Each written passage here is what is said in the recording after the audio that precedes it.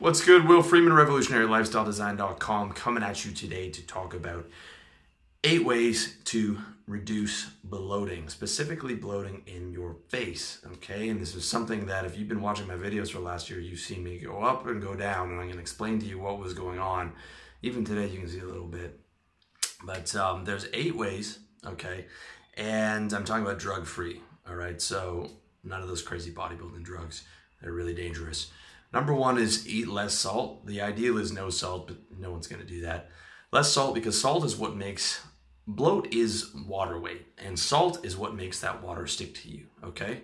So I ate a burrito last night, a big one, and fries, and I did that the night before, and then you can see that sexy thing right there. I don't have that when I don't eat salt, and when I eat salt moderately, and when I eat carbs moderately. I don't have that at all.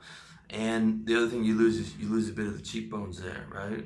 That chiseled jawline. When you're eating salt and carbs every day, you lose that. So that's number 2 is eat low carb, or even moderate carb is okay. I haven't noticed a huge difference with carbs. Like I eat a fair amount of rice when I'm eating healthy. I basically eat the paleo diet, but with rice. Because I'm in Asia, you have to eat rice. I mean, I don't function well on super low carbs. I get headaches, I get tired. I like to eat rice, but even when I eat a moderate amount, I don't notice a lot of bloat from that. It's more when it's combined with the salt, and it's a lot of carbs, okay? Like, you know, Subway, right? That foot-long Subway sub, all that bread, all that salt. Ooh, that's a bloated face. And it is especially true as you get older. Like, it didn't affect me as much when I was 21, 22, but now it definitely does at 35.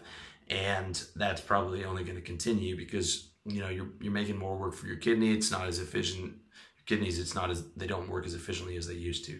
All right.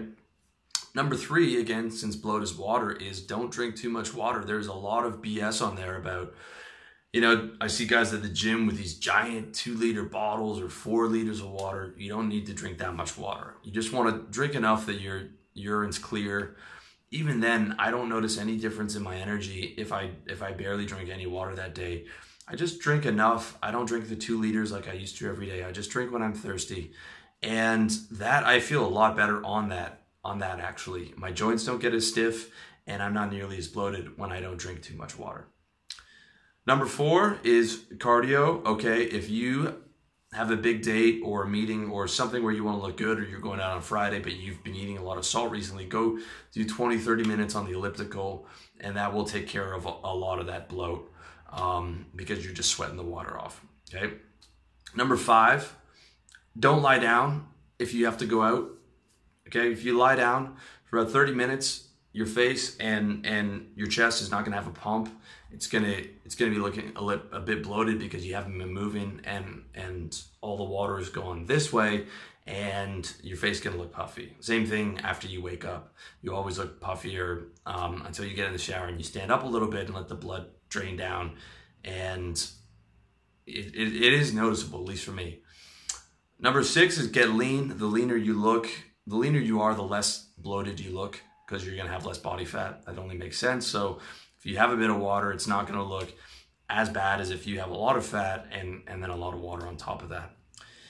Number 7, this is the one that a lot of people don't understand, is get your estrogen under control, okay? Part of the reason you were seeing me bloated is because I'm on TRT, and I was also on my research subject was on DHT inhibitor called RU5881. And what I've realized is my research subject was, by crushing that DHT, the testosterone I was taking was aromatizing more into estrogen, right? The same thing that happens to guys who are on Propecia. Sex drive goes down. I figured, well, I'm taking a small dose, or my research subject's taking a little bit of that, and I'm on TRT, and, you know, I'm not on Propecia, which I would never recommend. That I will get into that later, that never take Propecia. But it was still killing my, looking in hindsight, is killing my DHT and giving me that bloat. And I couldn't take my TRT dose without a ton of Arimidex or letrozole.